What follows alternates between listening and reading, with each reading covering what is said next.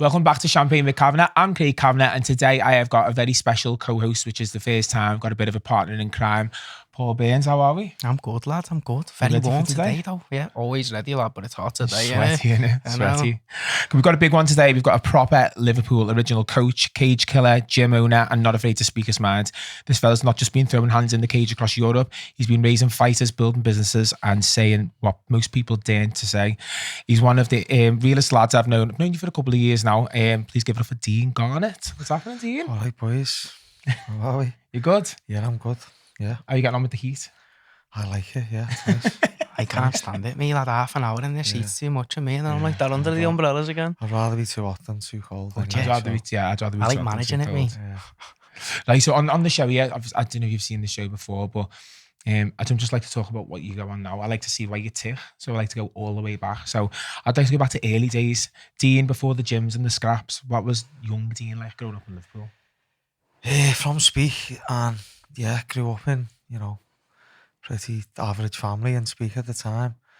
My half fella was a bit of a cunt, to be honest. I just never really... The C words came out already. Love that. No, just never really understood him. And it was just like, I think my ma was great, but I think he created a lot of trouble in the home and conflict. So other than him, overshadowing me upbringing, everything negative about my upbringing related to my half fella.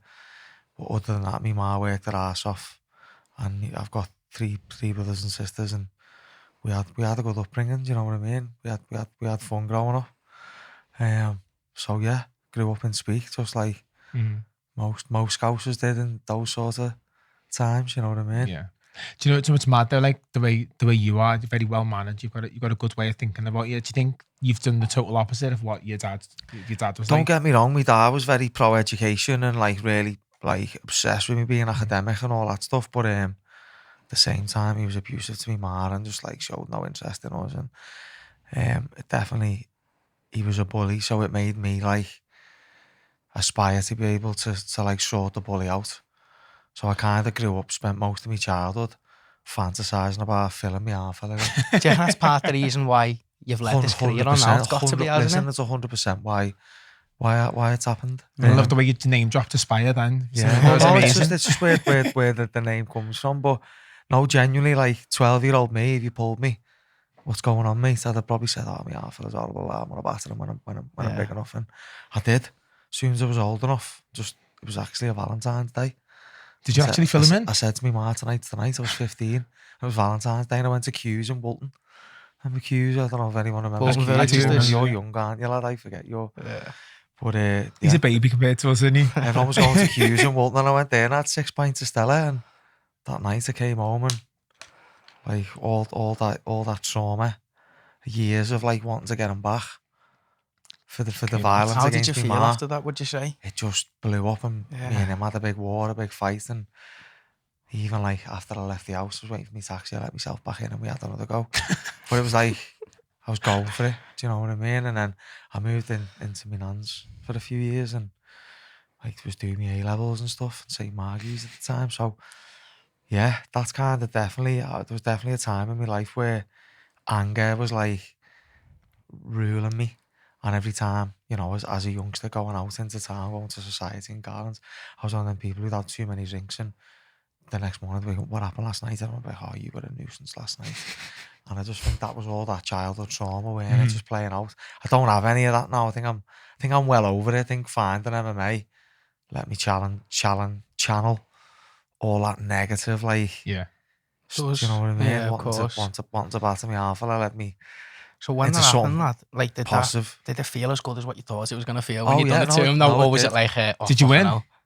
Against me half that night, I probably did get the better of him, I think I did. Yeah. But we've never really, he's on his lassies now as well, to be fair, but I just actually, tried to meet up with him not too long ago, but I just... Never seen eye to eye. There's no one there, lad. No. There's no... He's gone already. Do you know what I mean? I parted ways with him when I was a kid. I packaged that up and let it go, and I was like... I think you've done your grieving about it years ago. I'm better off without him. So yeah. Look at you now though. Well, I don't need any toxic people in my life. Do you know what I mean? No, you don't. I'm not here to put up with it. I've got boss kids. My ma's way better for him being out of the picture. And yeah, but I'd say definitely that was like a big feature in my childhood was domestic violence. You know what, it's probably helped you as well. You've probably got a lot of students, as you know, you own your own gym, don't you? So you've probably had students who've come into your gym who've got troubled upbringings themselves, mums and dads, and for you going through that, that's probably helped you so much to deal with their issues, because you're not just a coach, are you? Definitely you know, more. I say it all the time, I might as well have a counselling degree 100%. Over a coaching degree. Like, we work predominantly with the youngsters, so much like of it's psychology. It's a but I don't think like you need a degree when you've got, because like I've spoke to you for years, and like some of the conversations we've had, you're so knowledgeable. So you probably get more out of a conversation with you than you would out of a psychologist. I'd argue at this point. Depends what you're talking about.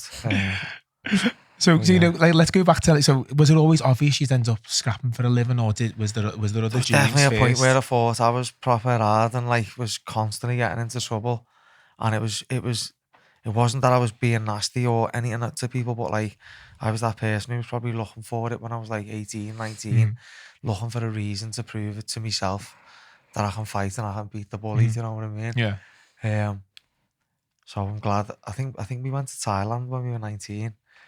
And me and one of the lads ended up having a fight in a ring, and you know, like when they just get people up out of the crowd, and that made me think. I thought, you know what, I'd enjoy doing something like that for a living. I did box as a kid as well, so I boxed amateur when I was young, like 8 till I was 12.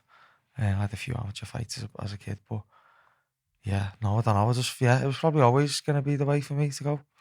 That's what I mean, because if you're a scouser, you're either going to be an entertainer, you're a fighter, or you're a footy player. Yeah. Wasn't footy ever on the cards for you? Our kids got a footy. I got picked on for how bad I am at footy. How bad though, Dean? I was pretty bad at footy. Like that was one of the, like, he's one of my best mates now, Jake. But like he was one of my bullies when I was a kid. So yeah, I got picked on quite a bit as a kid for a few years as well. But it's not crazy, but like footy being on the cards for me, but I've got an obvious excuse for that, haven't I? Do you know what I mean? Did you play footy? Nah, lad. I mean, I've always never been shite at it, but I've never been no Cristiano Ronaldo either. Maybe a little few games in the street or the Astros, but it's as good as it gets for me. I'd rather kick someone in the leg. Yeah, slide tackles you in it. That's what you're about. You were talking about that yesterday. You were talking about kicking people in the leg. Really though. How much of you who you are today is down to like the Scouse mindset, that like, take no shit attitude? How much like? Oh, definitely. Like, would love to think like the character I am today has been shaped by the city. Like, I'm definitely proud to be from Liverpool, and I love so much about what Scousers typically have. You know, characteristically, like the wit and like you know, we get where water won't, don't we? And we just mostly will speak our mind. And I like that we get where water won't. I find like, you know, in most places, someone could attack someone in the street and everyone will just walk off. But I think in Liverpool, you get your head panned in straight away. And I just think that's like the type of place you want to be from, isn't it? 100%. So, yeah, no, I'm definitely proud to. It's definitely a DNA thing at this point, because like, you look around and the people who are outspoken and the people who get far in life, the majority of the time are Scousers, aren't they? Yeah, it's people who aren't like scared to speak their minds either. It's people who speak when others won't, especially through all the stuff that's been going on the last few years. Do you know what definitely shaped me though? I spent when I was 14, my older brother was encouraging me to go and get a job in town. He was like, just make a CV and say you're 16. So I went and handed loads of CVs out with my mate. And Slater's bar was like, yeah, Sam, we're looking for a few glass collectors. I was like, oh, he's right. So we started glass collecting in Slater's bar at 14. And at 15, we were on the bar. And I was there for a good few years. And we started going to Sunrise after work. The doorman would get us in. And so for like my 15th birthday, we went to the 051, a big group of us. Big Ange was on live. So like I got to do all that young, do you know what I mean? I partied young. The year we left school, we went to Ibiza. So when I done my GCSEs, me and my two mates went to Ibiza. When you were 16? Yeah. Like, I remember when we booked it, they had to phone our ma's. We're like, are these actually booking this? We allowed to go, yeah. And we worked, so we used to make like 3 of us, 150 quid a weekend, working Friday, Saturday, Sunday. We were still in school at the time, so that's mad. My ma just let me have the freedom to, because I was mature enough. I had an older brother who was out in town and stuff, and Probably helped a lot, didn't it, having in there stuff, too. Yeah, of course. But, I didn't know you dipped your toe in hospo there as well. That's a first. That's a first. Didn't know that at all. So let's talk early fight life. So how did you go from boxing to MMA? What was like? Well, I was just boxing as a kid, to be honest. But I remember when I was boxing, I was watching UFC on Bravo, and people like Chuck Liddell was fighting Randy Couture. The OGs. And I met my half of those traditional jiu-jitsu, and I remember him saying, "Oh, these are just meatheads. My sensei do this." And I was like, "Shut up, lad." My sensei. Yeah, all right. It's them people on the couch in it. Yeah, like no, that. you literally like talking absolute rubbish, talking eye pokes and stand-up wrist locks. These guys would absolutely maul anyone who does that stuff. But anyway, I remember thinking like you can't do that in the UK. But yeah, when I got back from Thailand, I ended up finding Next Generation, and I went there. And the first day I went to the class, and I was just like, "This is for me." And the second day, I was like, "I think I'm going to be a coach as well." I remember it was Jason Tam was teaching the session I was in, and I just remember thinking like 40 people in the room, everyone's paying to be here, he's teaching us all how to fight. That'd be a decent way to earn a living. And literally that was it. Never looked back. Never looked back since then. That was it, la. Just went, I'm in.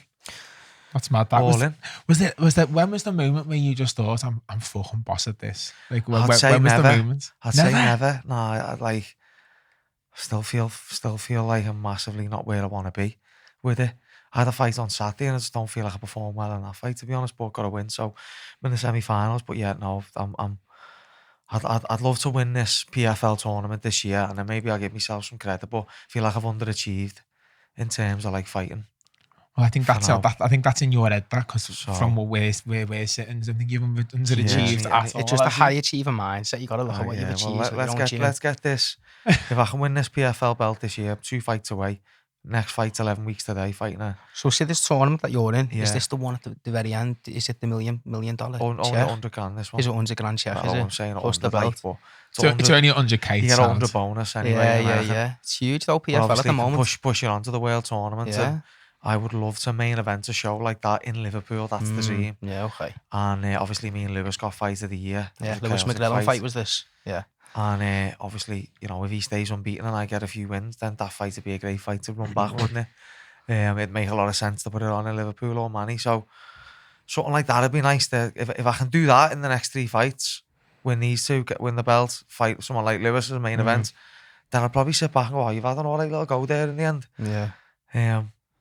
But right now, mate, it feels like if I start fighting tomorrow, I'll be like, oh, you didn't really get the most. That's probably what keeps taking you so far as well, because if you weren't thinking like that, you probably would take your foot off the gas and just chill out a bit more. But I've had times in my career where I remember my jaw being broke, you know, times when the gym's just really, like, to be honest, I wouldn't have fought during the COVID thing because I was fully, like, invested in that, do you know what I mean? Like, that took over my life at the time. Yeah, we're going to talk about that because... Yeah, so, you know, yeah.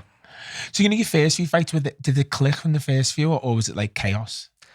Nah, like, your amateur career and your first, like, 5 or 6 pro, you're still miles off truly understanding the nature of the beast. Do you know what I mean? Fighting's such a high level thing to be able to do and perform.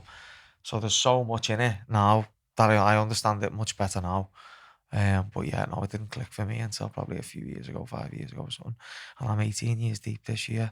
That's a long minute, that, isn't it? Yeah, it takes a while. That's exactly how I've been long in hospitality, 18 years. Yeah. It's a full career, isn't it? It is a full career. I'm 36, so I'm half my life's been doing MMA and half. So I'm like 50% of my life now has been evolved around fighting. That's mad. So you turned pro in 2013? 2010, I think I turned pro. Okay. How did it feel going from like the hungry amateur to the full blown pro? Yeah, you just think you're boss because you're a pro fighter now. Like you just like most people, that's what you're doing at the time. You just think you're great because you're not fighting pro. Did you find that your early pro fights were easier than your amateur career? Because obviously there's loads of high level different amateurs. when I was fighting, mate. So like that's kind of how it is nowadays. But go back when I was just turning pro, they didn't really have amateur. It was called semi-pro. So I remember the first fight I had.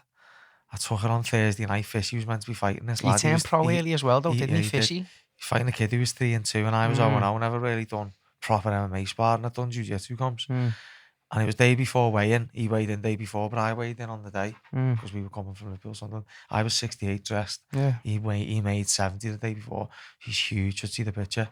Anyway, it's 3 5s in 4-ounce gloves with no ground or pound, but knees to the head, standing. So it's basically pro. Yeah. That was semi-pro. So I had 4 of them. And then I went pro. But I fought on this format once. That was good, where it was 5 minutes Muay Thai, 90-second break, 5 minutes full MMA, but with head stomps and all that in a ring. It's a little bit like ONE FC at the moment, that, isn't it? Because ONE FC are doing rounds at the moment. I've done 3 fights on that like that. How did you find that? Good. I won all 3 fights on it. 1 KO, 2 earlocks, and I Right. won a belt. That was a tournament. So pro fights, I've actually had 16 wins, 3 losses, 1 draw. It's good record, lad. Not too bad, but if I can get 2 wins this year, see the year out. Have you got a fight planned soon, have you? 11 weeks today, I'm fighting Jan Klapowski. And where's that? Nantes in France. Oh, South of brilliant. France is Nantes, I think. Nonce. Nantes. N-A-N-T-E-S. I didn't think it was a place. Thought it was like that type of person. you know when you feel pressure, with regards to the sport, do you feel pressure from outside of it, like from anyone who's sort of with your coaching, or is it more the you versus you thing? That's the most. I just think now, like, just look at it like I'm trying to provide for my kids, so that's my only pressure. Is my role as a dad. Do you think that's changed since having kids? Before 100%, having kids, what was your main and again, focus? I think like we've got to think about is as men, we want to create this identity. We like to try and see ourselves how the world's going to see us. And when I was young, I wanted that identity of being hard and being a fighter, and that's what attracted me to MMA. It's given me a very different outlook to that now. But fighting used to define me, and I used to be obsessed with getting to the UFC. Now, I have had legit UFC offers twice. When I was tied up in a contract with those Russian promotion, ACB. That was a great experience, those signing to them. But anyway, and now I don't have that thing where like if I stop fighting tomorrow, I wouldn't feel like any less of a man.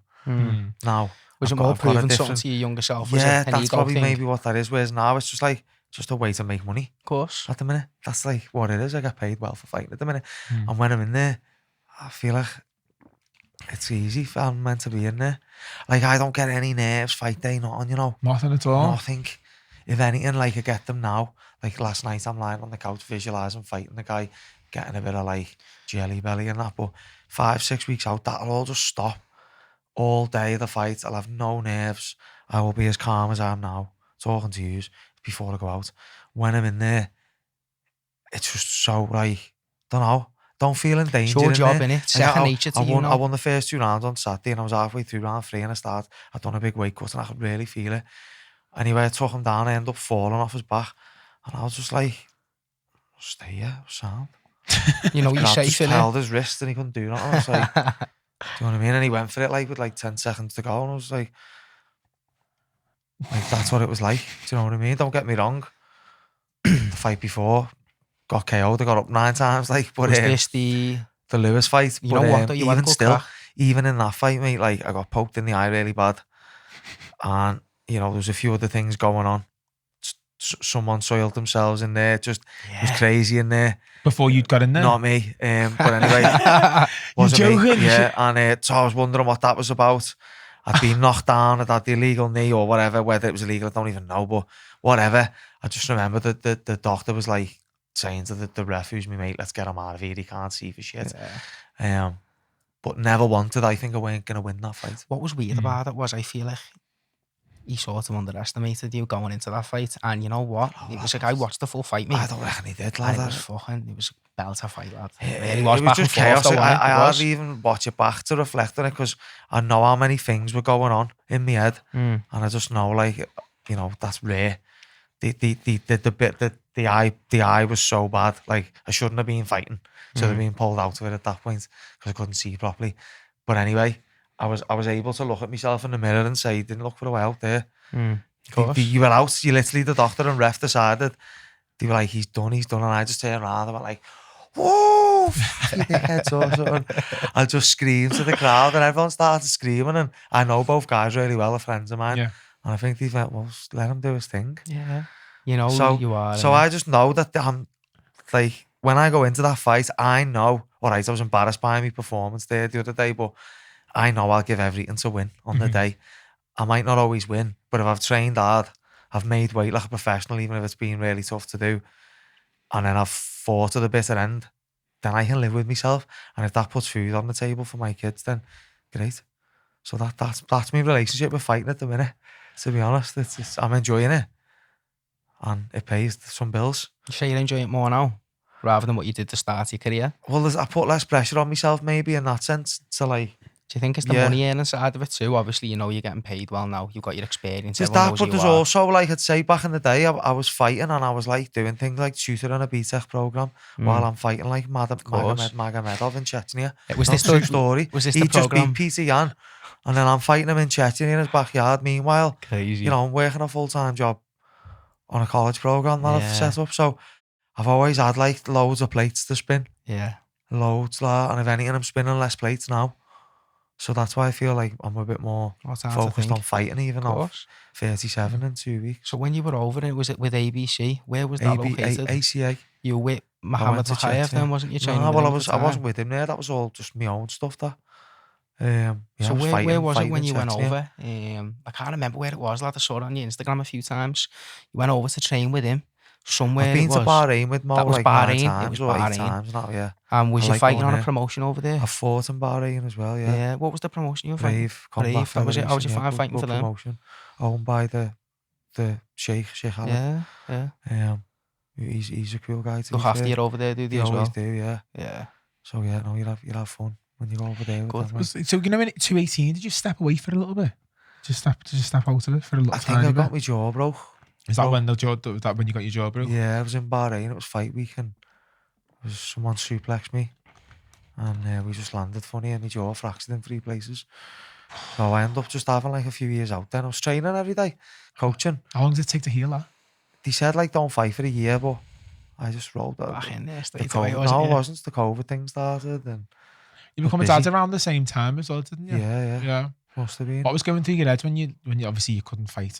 No, I was 21. Would have been born now. Mm. She's 3.5. It's only 2025 coming up to. Yeah. No, I wasn't a dad until 2021. End of 2021.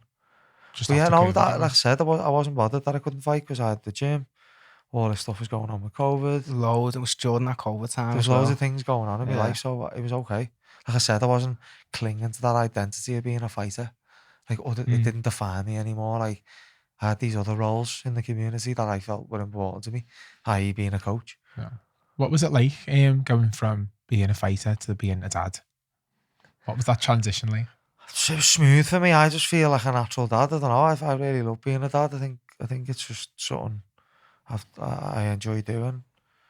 I think it makes fighting better because you've got something to fight for other than the money itself. Obviously, I'm getting paid to fight, but because I want to provide for them. So yeah, but is it changed the way like you look at life now? Just life, yeah. To the whole outlook on things. Like you realise like how insignificant some of the things I used to value, like whether it's like clothes or holidays or material things.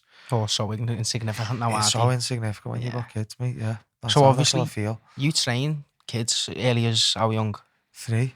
So do you feel like when you said then, you know, you're a natural dad, you feel like you're at one? Do you think it's helped, obviously, being able to coach kids from 3 years of age? Yeah, I've learnt loads being a coach. Of course. Like on my coaching degree, we obviously study early year development and fundamental movement, skill development and all that stuff. And if there's something we do well at the gym, it's like making it age appropriate and functional for kids. Do you know what I mean? Physical literacy, the building blocks of like being good academically and socially in life.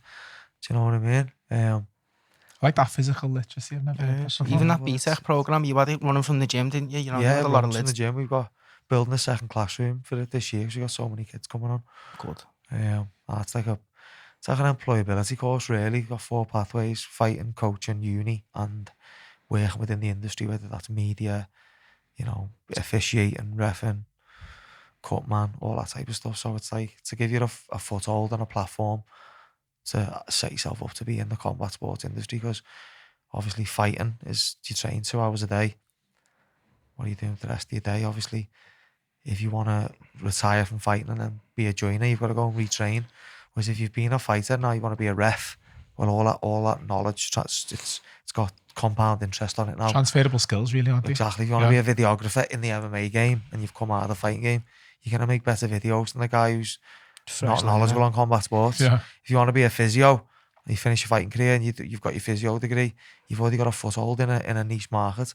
So it's about setting people up like that, so they've got different pathways within the sport. I think it's great that you're doing that, because as you know, a city like ourselves, like it's easy for a lad or even a young girl to go down a nasty route in a city like this. You know, a lot of gang culture, drug crime, this and that. So for them to be able to walk into something so young, as you say, from 3 years of age, and then from when they turn 15, 16, they're being put onto like a BTEC college degree or whatever. It's amazing for them, because it gives them the time of day, doesn't it, to be able to focus on something positive. We've got, like, there's a great lad in the gym, Joe Gerrard, doesn't fight. He's just been travelling for a year. He works mostly with like under sevens. He's brilliant with all this fundamental movement skill development, making it fun and engaging. He makes a fortune. He's got a first class degree in coaching, purple belt in jiu-jitsu, wants to open an academy and do some similar stuff to me. And then the shoes on the other foot, like Liam McCracken, got hit by a bus. He done our BTEC 9 years ago, unbelievable coach. He tutored it this year, so we got a full-time teacher's salary. Now he's back fighting, but like he was ready, like black belt in jiu-jitsu. He just had the perfect CV to just jump straight in that role for me, make a wage while he was off for a year. So the proof's like, they've got massive, I've got proof of concept. Do you know what I mean? Got proof that it works. 100%. Got proof of concept on it anyway. So I feel like I could blow that up really soon, and I want to. I'd love to get out to the Middle East and see how. Are you the first person to do this? Pretty much, yeah, in this way. Yeah. So. Yeah. No, I've definitely innovated some little things. Didn't reinvent the wheel, but I remember like Everton in the community coming in when I was on my social inclusion module, and they talked about their youth development infrastructure, and I just remember leaving that lecture. That's doing my head. And going to a computer and just coming up with something called it the School of MMA at the time, and I got the Hogwarts badge. And like I took the 4 things out and I put like boxing in, like little figures, of course, S&C, and I just started trying to like mimic it then. And that was like 14 years ago. And then about 3 years after that, it was actually a thing. Do you know what I mean? And then we ran it in partnership with LLS at sixth forms. We've ran it at the gym for the last few years, but now it looks like it's really going to blow up. So we offer a level 2 in sports coaching. If you haven't passed the maths or English GCSE, you've got to resit your maths and English. Or if you've got maths and English, you can do a level 3 BTEC extended diploma in sport. And then alongside that, you do an S&C program, train MMA full time, and then you're meant to assist coaching and doing other things along them lines. So is this open to any anyone? 16 to 19 or is this year old? Perfect, obviously, because anyone watching this probably be like, that'd be right up my street, but I've never done MMA before. I've never done honest, we haven't done any marking, and like it's full. Okay. Now, unless, like I say, you've got to build another classroom, and there's no, like, the next thing is getting a purpose-built site. Yeah. That's the next up for us.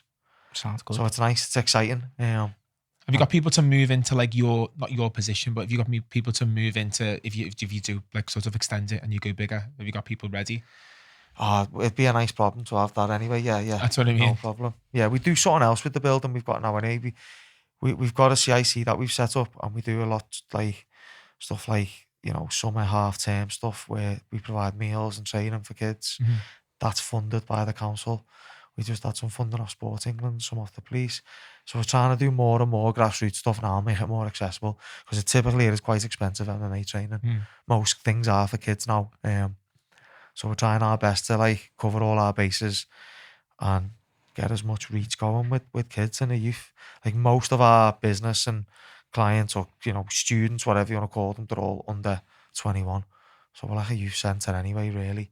Be nice if there was more funding that went into that then. Things. Well, it is available, and we're starting to get better at getting it. And, you know, I'd like to help other clubs do the same, because I don't think MMA clubs generally don't get enough support, whereas because we're not a recognised sport, we don't get the same benefits as maybe a boxing club gets. When really, it's crazy, because when you look at it now, I'd say MMA was bigger than anything. It's definitely it's going to get there, and it's just, and you've got to be an athlete to do it. Like 100%. I know what I mean. Like more. It would be good to have more regulation, like as well, like, or more support for people who are coaching and stuff. Like in other sports, there's a coaching pathway. That's why Gladden went to uni, because it's you can't go and be a level 1 to 4 MMA coach anywhere, whereas in other sports you can.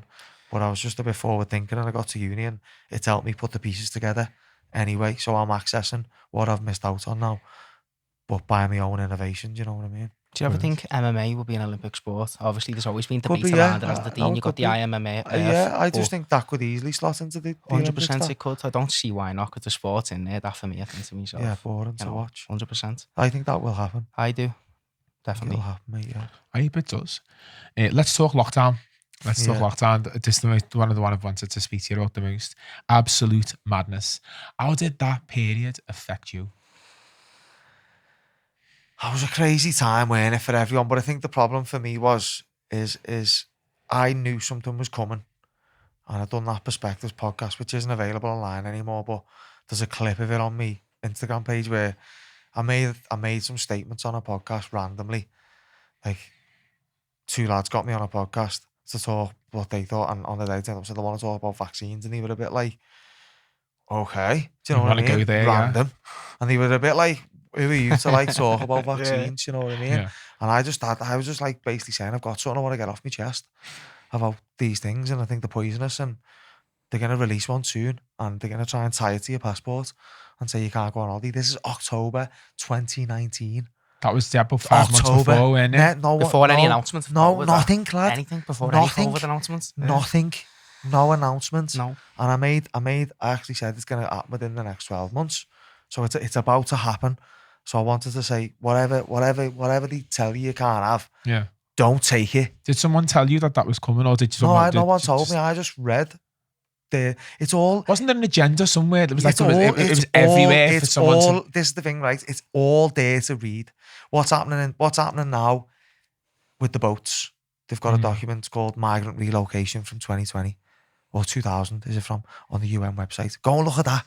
And they're saying there the populations are declining, so let's save them by just flooding loads of migrants in. So nothing that happens today, they didn't write about it 20 years ago, just with a different spin on it. I did see that, you know. I remember seeing someone sent me that document. There you go. So it's just that with everything. And basically, I knew like this whole Agenda 2030 thing, and I knew the start of it from everything I read was going to be a vaccination program.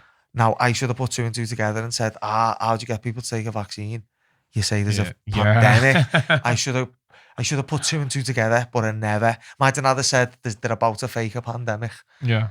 Rather than just don't take this jab, even if they say you can't go on holiday. You've almost got to tell them, like, being through I think the people, even then, some of them still wouldn't have, like.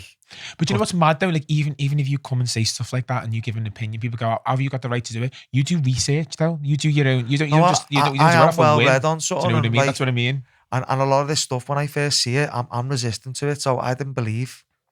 Like, I've got my good mate who said used to be my bully. He was always first to stuff, and I'd say, "Nah, I can't see that," and I'd try and disprove him. And then when I couldn't, I'd be like, "Okay, well, I've proved myself wrong then." Yeah. But now I've learned something then. So people say to me, "I'm not getting into it with you because you won't change your mind." I'm like, think I will. Yeah. I feel like that first lockdown though, there was a lot of, everyone was brainwashed into thinking like this. Whatever was being said by the government or on the news, it was all. It wasn't for me. It wasn't for me though, because I had a totally different experience, didn't I? What you remember is I told everyone it's going to happen. So I went from overnight from being like an absolute weirdo to like, okay, he's onto something. People supporting you throughout the city. I used to just get loads of random abuse. Right after that podcast, I got so much abuse. Well, from like Karens and that. Yeah, like pure Karens, like you're not a scientist, like just proper people who just can't think for themselves. Still can't today. So I was getting loads of like random abuse all the time, and as soon as that happened, never, like, no one sent me nothing yet. Since no one's ever. So I've gone from getting all this abuse to now people going, okay, sending me nice stuff, saying blah blah blah. And do you know what used to make me laugh? I used to be like in the Asda with my bird or whatever, and people would just come up to me and go, "Dean, come here, lad. Tell here, lad." And I'd be like he'd want me to start grilling his bird about like the childhood jabs or not to get the COVID jab or whatever. Which I'd be like, mate, I'm just out getting me shopping, lad. That's between yous. I'm not here to give medical advice. I'm just making a statement. It's on you to go and research it. I'm not no one's like, you might as well go and listen to the government. Should have got your own stall on aisle 5, shouldn't you? Just sat there. That's what I mean. So yeah, that changed everything then. And then I went from getting loads of abuse to people actually wanting to know what it was that I thought I knew. You know what I mean? That second lockdown was huge though, because everyone was on the other side of it. Then at the start of the first lockdown, everyone was a big believer in what was going on, weren't they? When that second lockdown came round, everyone started switching on to what was everyone going on. changed, didn't They they? did. Everyone was But on I the just side. think, It was too late then. unfortunately, I think everything that's happening, they want it to happen. For a reason. Do you think Yeah. it's So all- like, let's say there's civil unrest over the boats coming in. They want it. Did So you? it doesn't you matter. you didn't get chopped. Did you get chopped? No, not No, one. not today. See if I got you. No, it's a silly question. Because obviously you weren't afraid to speak out at the time. Did that cost you anything professionally? I did have a few conversations with people I worked with outside of the gym. So firstly, like, these views are my own. I obviously work with other organisations to do with sport and education, but these are my own views. And definitely, I think people thought I was a bit mad because I was prolific on it well before. Like, if you went on my Instagram story a year before COVID, I would just post like 30, 40 slides a day, research papers, anecdotes, vaccine ingredients, videos of science explaining what's in them. I can explain to you the whole production process now of a vaccine. I can explain to you all the ingredients, how they work in the body, why they shouldn't be in the body, the fact that they've not tested them in the body, they're lying to you. The testing is a joke. Like, and I find mad at the minute is, and this isn't me trying to upset anyone, but like, I just think if you haven't had the COVID vaccine, right? I know people who are not taking the COVID vaccine, they think it's dangerous and pointless, but they're taking the kid for the MMR. Now, I'd say that's more dangerous and more pointless because that baby is at more risk because they're so small. So if you ain't getting the COVID shot, but you're taking your kid for the childhood ones, I think you really need to like have a word with yourself and question what are you doing and why. Everyone forgets the body like can look after itself. Do you know what I mean? Well, just what I think what you got to remember is, right, if you believe the COVID vaccine is not a vaccine and its purpose is to do harm to the population, which is what some of these people believe, how could an industry that's ethical and got integrity spawn that? Make that make sense? It doesn't make sense. Can't. What do you think's in the others? Do they think like, oh no, that doctor wouldn't recommend the MMR if it was toxic, but they want me to get the COVID jabs? You can't have a cake and eat it. It's absurd, but this is what 99% of people, they've already forgot. So honestly, it's like the big push on the measles vaccine now. They're absolutely lying about everything. They just want to pump anything into you. Like more kids die from the MMR than measles every year. That's insane. Like don't quote me on the figures, right? But in Florida, there was an outbreak of measles in Disneyland. No kids died. 0 kids died, right? Yeah. But there was a national emergency. The same year in that state, something like 200 kids died off the MMR. That's not a national emergency. So when there's an outbreak of measles, no one dies. The kids have a runny nose. Guess what it's dead similar to? COVID symptoms. Cold symptoms. Yeah. It's that. So you should be as scared of measles as you are of COVID. So if you're not scared of COVID, that you're going to get your COVID booster, why are you taking your toddler for the same thing? Yeah. It's off its head. Then we look at like there's more to this. Like I'm not a believer in virology anymore. Without getting too deep into it, I don't believe that they're telling the truth about viruses. I think it's genetic material like RNA and exosomes, and it's like imagine you brought an alien down who's never been to Earth, right? Just theoretically speaking, and you took him to a house fire. Who's going to be at the house fire? Other people, aren't they? Who's putting the house fire out? The fireman. Yeah. Yeah. Take him to 10 house fires. Who's at all the house fires? Firemen. So I can convince him that they actually start the fires. Yeah, they light fires. You could, because he doesn't have any previous knowledge. They're there. They're just there. If I said to you, there's a dead deer in the woods covered in maggots, does that mean the maggots killed it? No. That's viruses. It is. That's viruses. Same, yeah. They don't cause disease. No such thing. It's an absolute lie. There's no such thing. They've never ever. It's complete. It's how they hide toxicity. Do you reckon it's all just it's not to do with money. So this is another one. It's nothing to do with money. If you print money, right, would you do anything for money? No. Right, you print money. Go make me a brew for a tenner. Why would you? I print the money. Can you get someone to go and make you a brew? 100% yeah. Okay. So you can control someone with money, but the agenda is created by the money makers. So people who print money don't do things for money. So everyone needs to stop saying that. It's not about money. That's not what it's about. Do people do anything at all for money? Yeah. Did they do it for authority? Yeah, but it's not about money. But yeah, the whole virology thing is a very important agenda, and it's so they can get these in us. And why do you think all this, Dean? So like, obviously touch up a little bit on the COVID thing.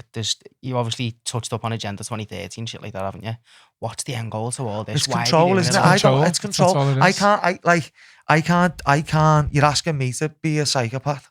Like, of course, what's the end game of a rapist? I don't know. I'm not a rapist, mate. I can't get into his shoes. Yeah, true. Like, I don't know what the end game is, but I can put 2 and 2 together and get 4.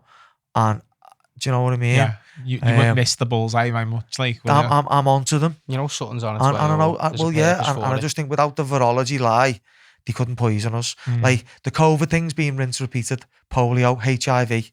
Remember swine flu and that? They tried it years ago and no one listens. Well, they did. They're not. What they are, Craig, is their psychological operations to get you ready for COVID. So how swine flu went down is how they wanted it to go down. Okay. All right. That was getting you ready for something. Nothing. They didn't listen. They didn't want you to listen. They just wanted to plant a seed. To say like these are coming. Like, this is the thing. Let's just, because everyone goes like polio and like. They do me head in, right? So let's just look how passionate he is talking about this. No, well, just for 10 minutes, let me just like give people a bit of perspective, right? Go for it. Polio is COVID, right? Doesn't exist. No such thing as polio. The lion, right? It never existed. They never isolated it. Never caused any disease. Now Google any of these things. Polio is mostly asymptomatic. Where have we heard that before? COVID. Yeah. Okay. Now, when polio started, all of a sudden they just started spraying lead arsenate on the crops the same week. Google it. Lead arsenate. When did they introduce it? When did polio start? Yeah. When did COVID start? When did they roll out all the new telecoms? So there's an environmental toxin. And there's a reaction to it. That's flu-like symptoms. They've done it with... Because flu-like symptoms are the same. The Spanish flu was radio waves. That's what I'm saying. It's the same symptoms. So they're just masking something that they're up to. So they spray lead arsenate on the crops, right? How does lead work? Why do you think your petrol's unleaded? Why do you think it's unleaded petrol? Because what is lead? It's heavy metal. It's a neurotoxin. Is it a neurotoxin, is it? It is. So if I spray something that's neurotoxic on your food, so if I'm a bug... and I eat the strawberry that's got lead arsenate on, how do you reckon I die? Paralysis. Yeah. What is polio? Yeah. Okay. Paralyzes the bugs, guys, but it's really good for humans. It's stupid, really, isn't it? Daft. Yeah. It's a bit like fluoride in the toothpaste. You don't try telling this to someone who's got a degree in microbiology. I haven't had fluoride toothpaste for 10 years. No, I don't touch it. Because it's in the water and, it's everywhere. It says on the pot, don't swallow. Yeah. So get on this, right? They took lead out of fuel because it was affecting brain development from babies in prams. So when it comes out of exhaust, it sits low in the ground. Yeah. Anyway, so we were spraying lead arsenate on the crops, right? And then this guy, I think it's Sol. Anyway, they decide they're going to isolate polio. Well, isolate it, yeah. And they get these 2 boys. You can get the original paper from 1888. I used to share this shit on my page. It was on my page, the original paper. They get these 2 sick boys and they fed them poisoned strawberries, right? Now, back then, where do you think your fruit came from? Didn't come from China. No. Yeah. So when you went to school and they brought a batch of strawberries in and all the kids were eating them, what are they all? They're all eating the same food. The test subjects. So it looks contagious. Okay. It's not contagious. They're all drinking and eating the same stuff. Yeah. So it's in your environment. Yeah. Right. So anyway, they get these 2 boys and they take the stool. So they get them to shit, right? Because obviously they say, we think it's in the stomach. Right? They think it's in the stomach, guys. And they get this poo and they get baby mice and they inject the poo into the baby mice, right? And the baby mice, lo and behold, guess what? They're paralysed. That must mean they've got the polio virus. Do you think I'm joking? Are you telling me that that's scientific? Is there anything scientific about that? No, this is in 1888. It's called logic. So everyone went, oh yeah, it's sad. We cracked polio, right? This is the sort of fuckery that they're telling you. So polio, they created it by poisoning food. Yeah. And then they used something else called DDT. So check out, like, it was all to do with pesticides, polio, right? It's mostly symptomatic. Some people end up on an iron lung because it caused neurological damage. Okay. Right? Yeah. Anyway, to make it look like, well, firstly, they started making a polio vaccine using this shit to say it was isolated thingy. And they were using macaque monkeys, Google it. They grind up their kidneys for the cell lines. So they basically put this poo on this ground up monkey kidney and culture it. Yeah. Okay. And then they filter it out. So what are they doing when they with that filter then? it, Are they right, fighting it with they have bits? something called residual DNA. So they say, oh, we can't filter everything out. So DNA from the monkey kidney, from the human poo, and whatever else is in there, because they put all antibiotics in and all that, so it kills the culture. So they go, oh yeah, it's polio. Right? And then they inject you with it. And then guess what went up? Polio. So guess what they did? They renamed it. When else have we seen that? What did they rename for COVID? What was it? Okay. The flu. The flu. The Well, the flu's been on. They said we need to make it look like this vaccine works. So what we'll do is Remove all we'll flu call deaths. polio. We'll basically say you can no longer diagnose polio. It's now going to be called transverse myelitis and aseptic meningitis. Google how many cases of that there are and the year they bring. I've read books on all this. Trust me, this is what they did. And you could no longer classify polio. That's how they eradicated polio. They gave it a new name. Well, I was just about to ask you that. All they're doing is changing the name. It's like Yeah, goes yeah, on, yeah. lads, innit? And then, right, they said, oh, Hasn't the COVID vaccine he got the said- same, like, it's got monkey DNA and like well, they all have to shellfish because of the DNA? cell cultures. I'll talk Yeah. about that more in a minute. That's one of the most dirty things about them is the residual DNA because it's not regulated. They say it is, but when they open the vials, there's 1,000 times more DNA in there than what they've told us. Now, they said it's costing too much money for these monkey kidneys, right?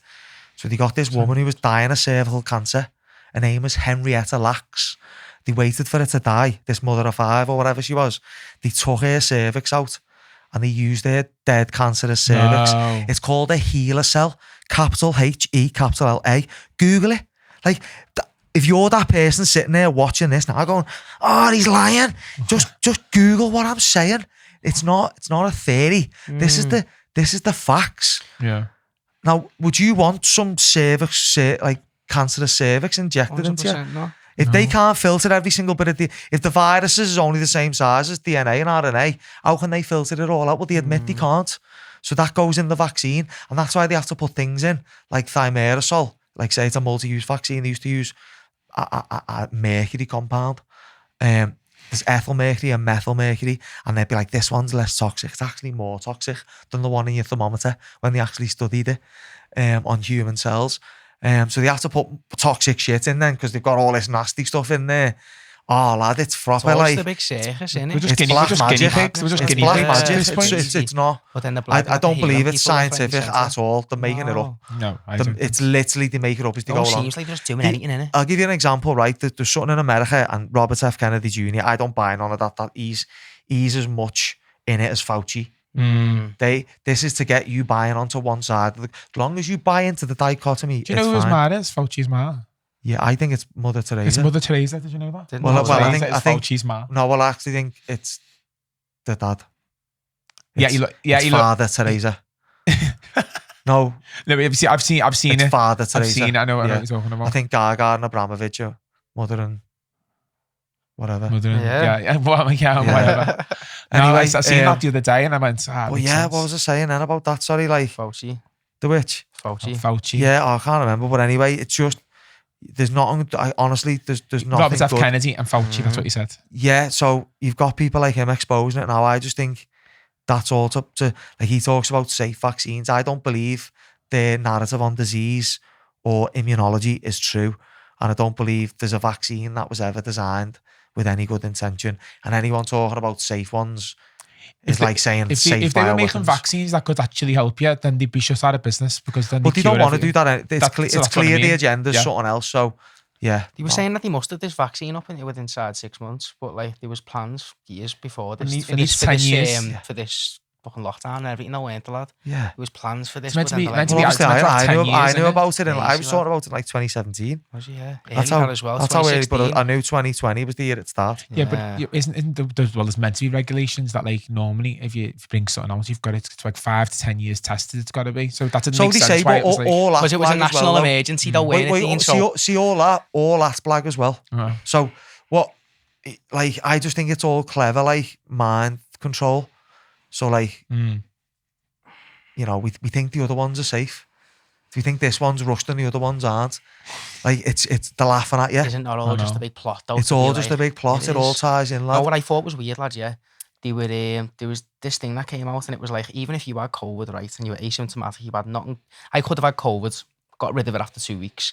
If I died within a 60-day period, yeah, you died of COVID by a bus, yeah. Well, they said that on Sky News. If I died on the 59th day, no COVID in my body, it goes down as a fucking If you had one jab, if you only had one jab and died, you're unvaccinated. Yeah. And if you were within 2 weeks of your second dose, you're unvaccinated.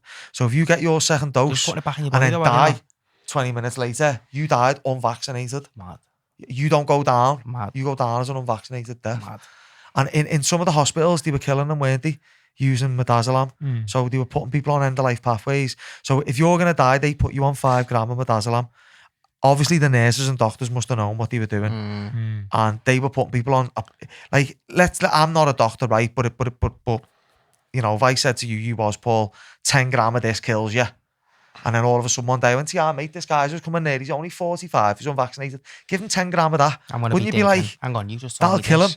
Yeah, I know, yeah. That's what it says on the sheet. That's what they're like. Idiots. And that's what happened. Yeah. And I think most people were murdered in hospitals by in America it was remdesivir, and in the UK it was midazolam.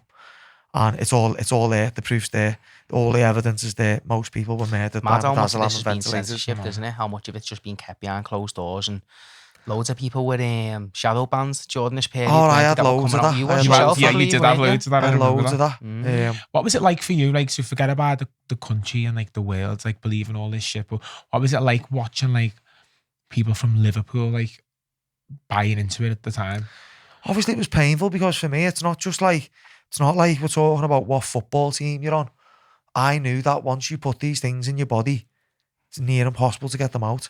So I didn't want people like, if there was a hole on the floor outside there now and you open the door with all spikes on the bottom, would you say anything? Or would you let me just walk straight into it? So that's what I did. That's what I felt like I was doing. Yeah. And I've no regrets about it. And I know thousands of people didn't take it because of me. I feel like pre-warning. And I'm honestly proud of it. A lot of people don't like believe in a different narrative because it goes against what they believe for the whole Well, it challenges lives. the authority thing, doesn't 100%. It? Like, I'm not a doctor. And yeah, I can have a conversation with a doctor on vaccines.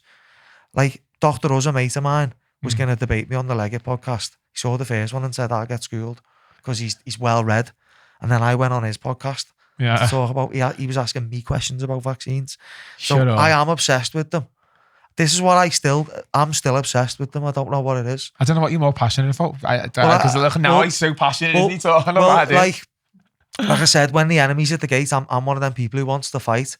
Now, if it was the 1500s, they didn't rule by consent, they ruled by conquest. So if the enemy was at the gate and he was coming for the kids, I'm getting my sword 100%. And I'm getting on my horse. Yeah. Well, it's a different enemy. This one comes in a white coat. With a smile and a lollipop. Yeah. And they might not even know what they're doing. But to me, that's the same thing. The enemy was at the gate and they're lining people's kids up. It's exactly what's happening now, though. And I'm going, don't do it. And I still feel the same about it all today. And I'd never change anything I did. And if you're still thinking about punting them things into your children, do some research. There's no way anyone does that who's informed. I don't believe they do. It was strange a little bit, Dean, that there was a lot of even professional football players who were having these jabs and they were having fucking heart attacks. Just dropping dead. Listen, there was a few of them as well, Dean. Do you know what? It blows my mind that there's people who still argue that it's safe and effective. There's still people living in that reality. Why are all these young people having heart attacks? Well, we know why. Oh, it's just off its head, isn't it? Yeah. But again, if you've ever watched Dope Sick, if you've ever seen Dope Sick with the painkillers on Netflix, no. They start having so it's all about the opioid thingy, and again, it's like COVID. They start having people they have too many, it's still got pain, so they call it breakthrough pain. Then people are getting COVID, they call it breakthrough infections, and they just, COVID causes heart problems. Oh, yeah, all right. So the flu gives you heart attacks now. So I don't believe the spike protein exists in nature. The only way to have that in your body is through that and maybe even sexual contact with someone who's recently vaccinated. I didn't believe that was a thing, but now I do. Do you reckon that's possible, is it? Yeah, I do believe it is. I believe it's transferable. That's scary, isn't it? I don't believe it's airborne. I don't believe anything's airborne. Okay. Don't believe So in all the stuff airborne. with the masks If they as had well. airborne It's got to be transmission, DNA matter. if really, they isn't it? if they had airborne transmission, they wouldn't even have vaccines. So see with the masks just as well, spray it. yeah, they cause more infection than what they did. The which? You know, the masks that we were all being mate, told to wear. anything they asked you to do, More infection. the was opposite caused was through what them was best than for any- you. than I any watched the good. video of this kid who he had a monitor on him when he put the mask on, and I think it was like the CO2 or whatever it was, and the levels went right up, and he was only like 3 seconds he had it on, and people getting told to walk around with Don't them get me for wrong, I've months. seen some research lately, like the Wim Hof breathing and like reducing your oxygen levels actually create spikes in your natural growth hormone and stem cells and that. So what was So, this? like exhaling Yeah. and then holding your breath for ages, depleting your body of like, Because you go into fight or Oxygen. flight mode, Hypoxia. isn't it? Yeah. and it creates stem cells and good things for your body. So listen, No way. there might even be a cheeky little Little positive cheeky of that, I little don't know. But yeah, whatever. I believe that was all part of the mockery. There's anyway. a difference to holding your breath though and then breathing. I'm in sure the there is, fucking- like, but yeah, them no, I just chemicals thought that that are was in the masks interesting. anyway. But yeah, they weren't to do nothing good in any, and I think they were to show compliance. They were a token of compliance. Yeah. Do you know when you said before when I asked you about did you have any backlash from it? You know, from when you were speaking out and that. Like, what were the conversations you had? Were you sort of told to like shut up and fight? That's what you're there to do. I was told to just not post so aggressively about it on socials and stuff, and I kind of said I can't because, like I said, if you said, look, it's not good for business, you're telling everyone about the hole in the floor with the spikes at the bottom, and I don't care if people's kids are going to fall in there, mate, not good for our business. Yeah. That doesn't wash with me. So, mate, I'm course. still going to tell everyone that there's a hole there and a kid might fall down it. That's how I am. Like, I'm not going to do what's morally wrong just to please anybody.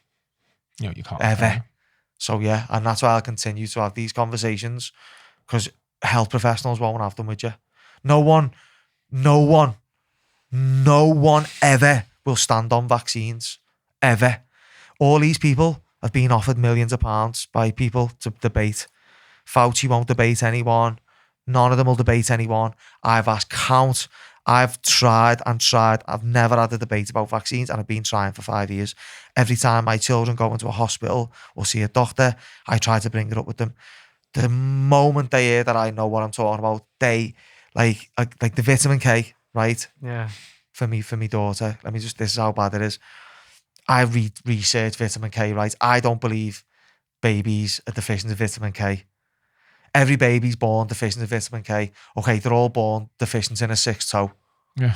Then Yeah. if none of them have got it, what do you reckon the clue is? Yeah. They're not meant to have it. They're not lacking it in Duh. the first place. Yeah.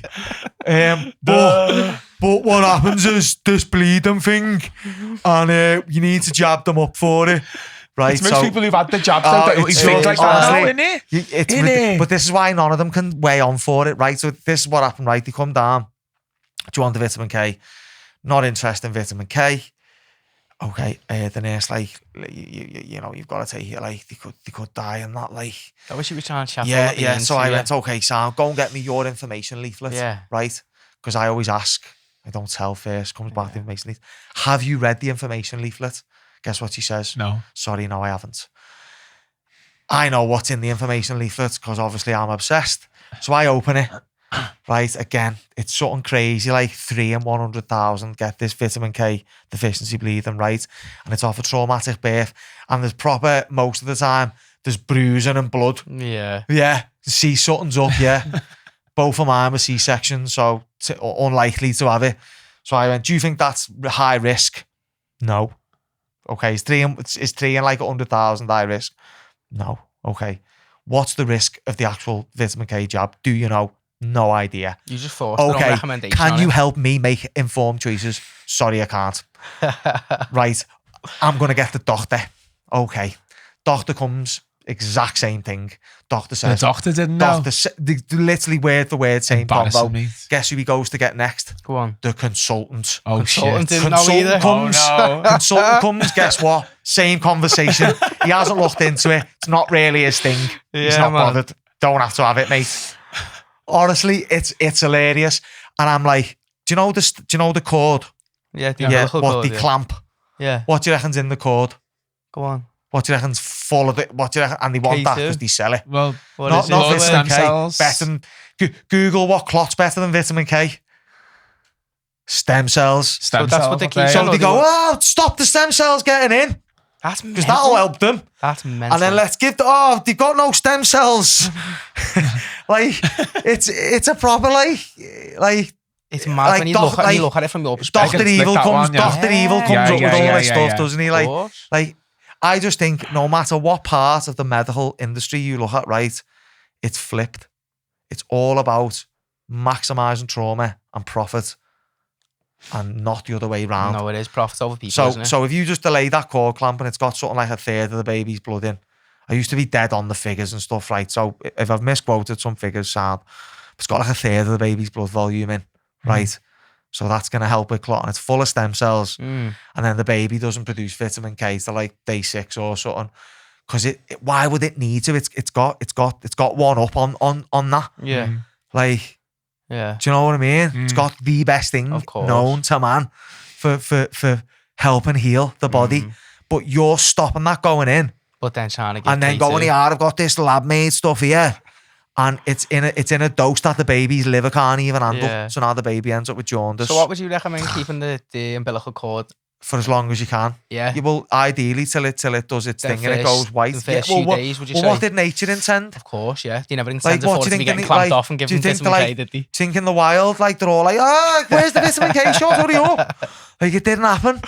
Yeah. Like they're just full of lies. Shit. Like it's all lies, lad. Like I can't stress enough. I done hypnobirthing course before the pregnancy, so I knew what was going on. Because otherwise, you'd be just believing like you know, they're saying things like, oh, if you don't have this, it doubles your chances. Okay, what's the chance then? Oh, the chance is 0.00004. All right, well, if I double that, 0.0. still 0. Yeah. Yeah. Still not even All right, one. thanks for that. Like it's This is just, why you ask it's just questions, lad, innit? ridiculous. Really? It's just ridiculous, mate. I agree. Let me finish on this with the jabs and we'll put them to bed, right? But people often ask me these questions, right? Never ever knock a vaccine back unless you know why you're doing it. I think that's important. Practice informed consent both ways. Don't accept one because someone else is telling you to, and don't knock one back because I'm telling you to. You need to go and get both sides of the information and figure out who's lying, because someone's lying, right? Both things can't be true. They're not safe and effective and toxic at the same time. One of them's true, one's false. As a parent, if you can't stand on one of them, you need to hold yourself accountable. I'm not saying I'm not saying you can't go and do it, but don't do it on a whim of them saying, or everyone else is doing it, or the fear, right? So these are the reasons why. So no vaccine has ever been tested on the childhood schedule for its carcinogenic potential. So what does that mean? Now, if you go and buy a suitcase in LA, it's got to be tested for its carcinogenic potential. I can't sell you a suitcase that might be carcinogenic, but I can inject your kid with something that could be carcinogenic. That's crazy. Now, when we're injecting people with cell lines of dead babies or cervical, like, do you reckon that might cause cancer? I'd like to know. I mean, it'd be nice to rule it out, wouldn't it? Yeah, 100%. But they haven't. No one's checked. So that's 13.1. And I never say that to any. I've never said that to a doctor. I've only ever said, have you read 13.1? And they've never said yet. They always go, no. But I go, have you ever read an insert? Yeah. Can I see an insert? No. Okay, what does 13.1 say? Can't tell you. Can I tell you? Okay, it's never been tested to see if it can cause cancer. And every time they go, hasn't it? Yeah. Hasn't it Christ. really? Oh. It's scary coming from like It's that's a also never professional, been that too. tested for its mutagenic potential. Now, what that means is damage to DNA. Would you like to know if it can cause damage to DNA before you put in your little tiny baby? Of course. I would, especially if measles is less deadly than COVID. Like, let's have a reality check. I know. So, and they're also not tested to see if they can impair fertility. What is the biggest problem now that you're seeing with people trying to have Can't have families? babies. Fertility, Why do we need to bring everyone in on boats? Because what's declining? Fertility. They're saying, yeah. Do you need to save us from our declining fertility rates? So that's the first reason why my kids will never receive a vaccine. And you don't have to knock them back. You can just say, I'll have them when you've sorted that out. Yeah. Right? So them three things are big for me. The next one is when you take a baby for vaccines, did he give one vaccine and what at a time? It's a couple, isn't it? Same time. Up to There's a 6. couple, yeah. There's Up a to few 6. lads, yeah. Now that's simultaneous, right? Is there any safety studies on giving babies 6 jabs at one time? No, obviously not. Is there? No. Now, there's something called IPAC, the Advisory Committee on Immunisation Practices, or ACIP, right? And watch it, it's on YouTube. Type in ACIP, ACIP, decides if simultaneous vaccines are safe. You'll vomit on your screen. It's like these proper gimps all sitting there going, what do you reckon? Well, we could check the post-market surveillance data. Everyone vote. And then they all go like, we'll give them in different limbs. And you're just like, oh. You can just tell none of them have got kids. Yeah. And these are the people who decide. These are like the people who like it's all guinea pigs to them though, isn't it? Well, it's all theoretical. Of course. And then they say, we'll check the post-market and surveillance. Marketing, because it's what is post-market and surveillance? There is none. So if you get a vaccine injury in the UK, you've got to report it. And if you go to your doctor and say he's had that jab yesterday and now he's ill, they'll go, oh, it's not that. So they set it up. So, that's the vaccine. That's how they check it. And if you do know what to do, put it on VARS, the Vaccine Events Reporting System, or Yellow Card. No one checks it. See the COVID vaccine team, right? Yeah. They did a thing on it where they said if you were vaccine injured, you weren't allowed to claim on the fucking the injury. No, you can. You can get 120k in the UK. There's in the UK, it's called the Vaccine Damage Payment Scheme. It's capped at 100k. It needs to go up to at least $1 million. So many no, but at the start, when that came came out, they said when you take it, they did say because it was during you can't claim on it. I mean, you can now, but at the time they were saying you couldn't. I don't think so, you know. No, because I was told. I'll be honest, I don't think they did. But what I will tell you as well is you can't claim for a child under 2 for a vaccine damage payment. Why? They have all the fucking thingies. Well, how can you prove? Why do you think they get them in them by the time they're 2? Crazy. Now, let me just give you one more thing as well. So, as well as all that with the vaccines, they're not tested for carcinogenicity, mutagenicity, ability to impair fertility, right? They're not tested given in multiple combination doses, right? They're also not tested against a placebo. Now, I know we don't give this in the UK. I'm surprised we don't, but in the US, I want to use this one because this is probably the best example. Hep B vaccine, right? What is Hep B? How do you get Hep B? It's a virus. I don't believe it is, but yeah, let's pretend it's real. Yeah. Just for the sake of the argument, right? Who's typically got Hep B? Drug abusers. Okay. Is this needles and etc.? Yeah. What are drug abusers? Yeah. Like, so they go, oh yeah, that's Hep B. It's like, yeah, seen a thing recently, you know, bird flu. There's no such thing, right? That Yeadon, is it Mike Yeadon? He's like, don't listen to them. They go in somewhere, chickens can't get the flu and they can't give you the flu. It's all a big scam. Was that the Spanish flu? But that's all scam, yeah. But like, I'm just what they're doing it now. Wasn't that when all TVs and radio first came out? Yeah. But look, they're attacking the food supply, mate, right? So you're gonna hear lots about bird flu. Like, remember all of mad cow disease? Yeah, that was all black. There was no mad cows. They were just burning healthy animals because that's to prep you for getting rid of meat. Okay. It's to stop pandemics. They call them zoonotic viruses. No such thing. They just create an environment where people are sick and then come up with a fantastic virus for it. Hep B. But anyway, the only way to get Hep B is through sex or a needle. So if you take a 1-day-old baby and give it a Hep B vaccine, according to the Hep B vaccine itself, the immunity lasts 10 to 15 years. So if that baby's not looking to be a prostitute or a drug abuser before it's 10, why would it want that vaccination? 100%. Now, that vaccine, for the safety trial on that, firstly, they used another vaccine as the placebo.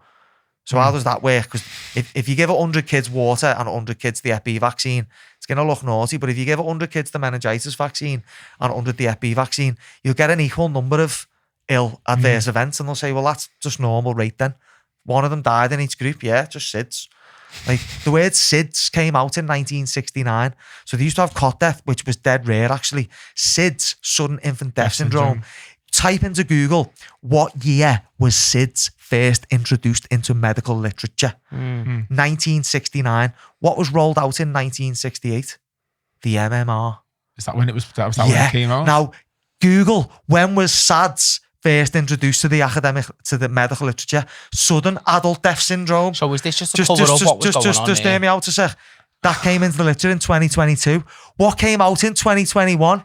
Okay. Now, if I had my car blew up and I took it to the garage and the mechanic went, oh, you've got sudden engine combustion syndrome. I'd go, do you think I'm a knobhead?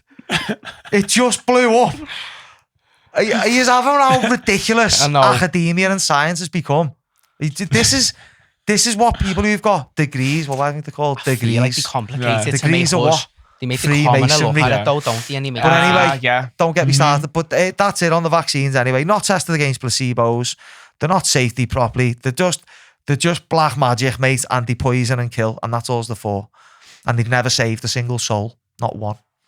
But you know, obviously, like it's still related to that like subject. So you know, there's like between like freedom and fear. There's a line between fear. Why do you think people are so scared all the time and just listen to bullshit? I'll give you Why an do think example, it is? right? In the 1940s, after World War II, they'd done this experiment. It was Stanley Milgram, I think his name was, Milgram. And they got people, right, and they got them in off the streets, and they said it was to see why the Nazis killed the Jews. It weren't. It was more to do with the vaccines, and you'll understand why in a minute. So you think you're part of this study, right? But I'm really an actor, Paul. Right? So we go in, Paul's sitting there. A guy comes in a white lab coat, says, I'm a scientist working for the government. That's very important. He's a scientist and he works for the government. He's got a white lab coat on, and we're doing an experiment today on memory. You can watch it in black and white. You can watch the experiment. Now, I'm an actor, and they say, Paul, flip a coin. Oh, he's going to get shocked. So they sit you in front of like a big thing, and it's got 0 to 250 volts, and it says like death there. Now, they put me in another room, and you're on a mic, and you go, Dean, red, blue, purple, yellow. And I have to go like, red, blue, purple, yellow. And you'll go like, correct. And every time I get it wrong, you shock me. And I'll be like, I've got a bad heart, stop it. Like, the actors are good, obviously. The guys in a white lab coat, and you're just like laughing at me and that. But then before you know it, like, I'm getting them wrong. And you look at him and he goes, you must continue.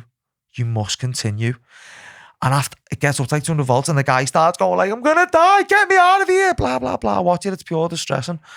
And then he goes silent. And like most of these are crying. They think he's dead. And then after it, they debrief him and say, look, why did you murder him? And they go, because you work for the government and you're a scientist. Yeah. So what they were really doing, they were working out how rational will people behave. It's like social experiments, isn't it? It was to see like, will we literally kill each other? Like the 5 gram of midazolam. Just because you've been told if to it do comes so. down from someone cleverer than you. It's the words they use, the government, as you said, the science. And this, that he uses that. Only a couple of people say no. Like a few of them are like, no, get him out now. Yeah. 1 or 2 of the fellas look like they're about to start knocking people out. Now, I'd like to think that's me. Yeah. Like, I'd get to that point where I'd probably think, right, I'm just going to knock him out here and get that fella out because something's up with him. But most of them cried their eyes out and murdered him. And when they were asked why, they just said, I was told to by a man in a lab coat who worked for the government. And that was it. So they had to have, like, some of them had to have proper, like, thing after it. But why would that give you any relevant, like, understanding of what a soldier's doing against a civilian when that was not the context? What was the context? Science, lab coats. Who's pushing the bioweapons? Science, lab coats. There you go. So that's what that experiment was about. Yeah. Really. What would you give advice would you give to like other like MMA fighters and like anyone in boxing who had the same mindset as you and they wanted to speak out but they're afraid of losing sponsorship? What would your advice be? No, I wouldn't say do it. I wouldn't necessarily say do it. It's each to their own. It's each to their own. I don't think that's the right thing to do all the time. It's individuality, isn't it? Like that's you as a person. This is me. This is what I stand for. That regardless, like I'm not money motivated. Me. Yeah. Like honestly. You would have spoke your mind. One of the proudest things about me, from my own perspective, is that I think I stop people injecting themselves with a bio. Like I actually think I saved lives. I might sound like an absolute barn pot, and there'll be people listening to this now who, like I'm like Marmite, they'll hate me so much for saying this because maybe they were involved in administering them. And they go, I wouldn't have done that. But I think I actually saved some lives.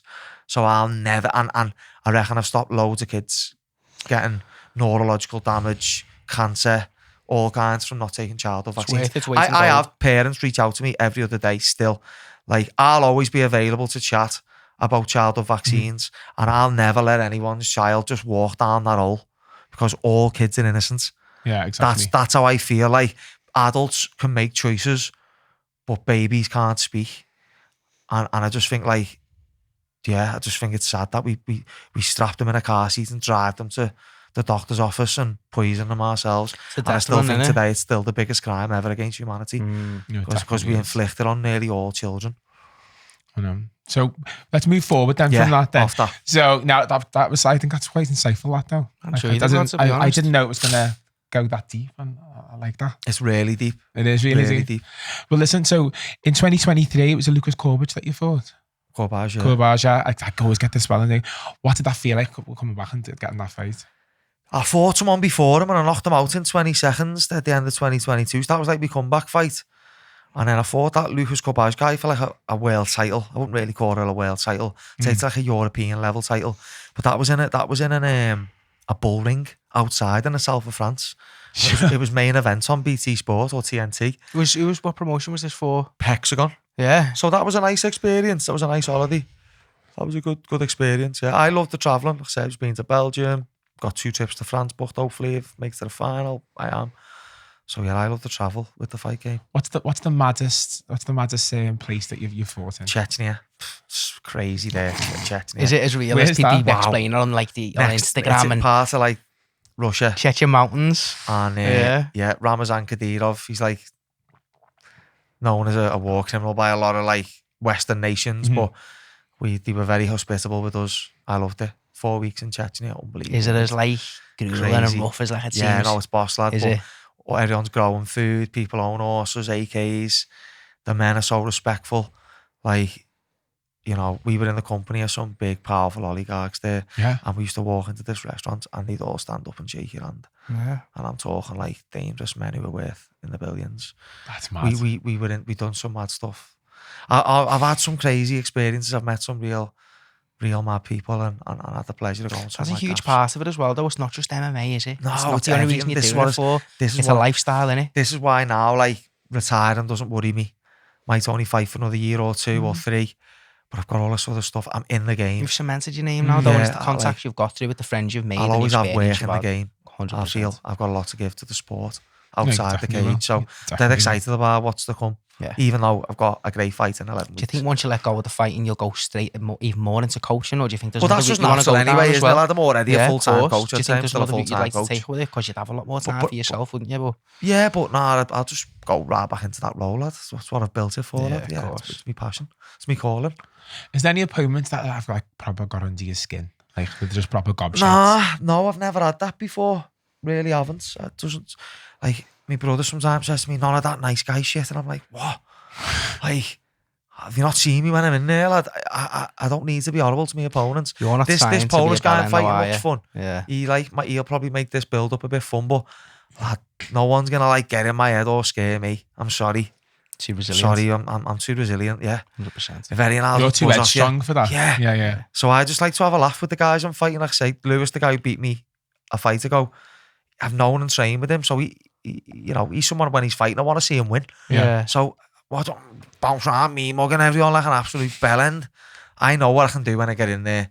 I don't need to me mug people. If they want to have a bit of a whatever, sound, let's have it. But I'm happy just like showing them respect and having a bit of Have you ever had anyone who's tried to give the beans before though? I don't know if I just give that order. Of course, but you just no one asked. ever has. Yeah. In like 25 fights, I've never had it.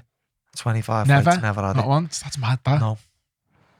So what's the worst injury or moment that you've had like mid-fight? Was it the jaw or? I'd say that eye poke is the worst fight of, like, because it stopped me winning. I've broken my hand twice in a fight. One of them I just got a decision and I just used loads of elbows on the ground, and the other one I managed to get a choke. But I broke my hand whilst fighting. But in reality, if you can't navigate a broken hand, you shouldn't be in there. Yeah.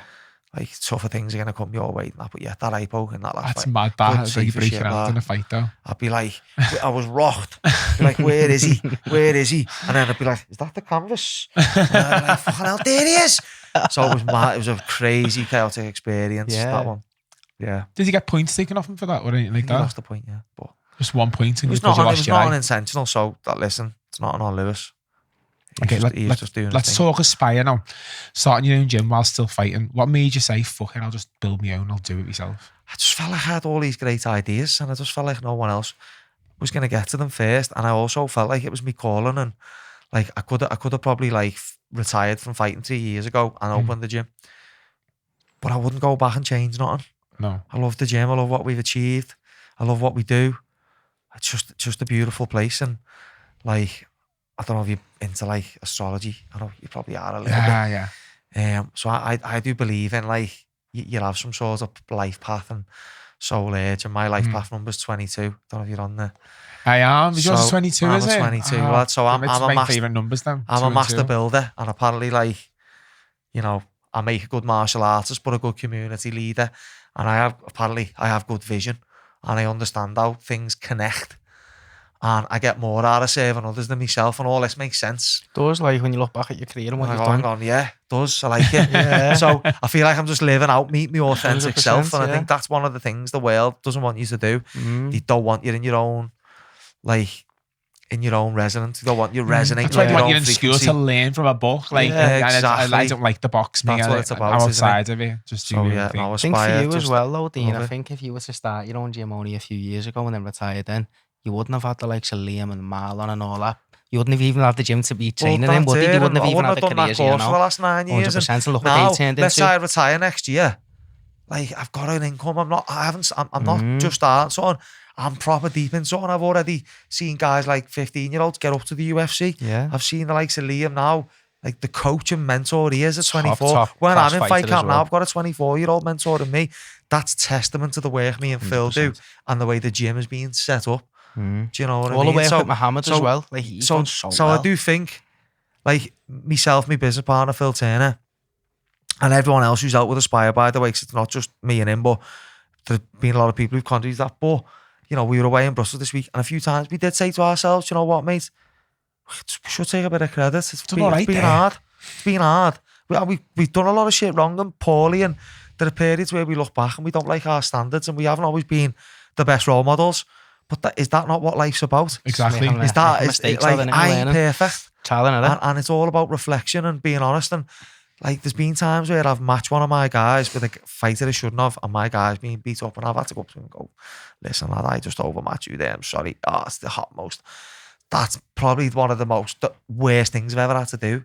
Well, not had to do, just that I've done. And you go to the guy and you feel so bad. It's So, almost a lesson for them as well, though, innit? well, it You is. probably It have to is. go But through for it me, yourself. mate, I'm one of them people. I'm all for accountability.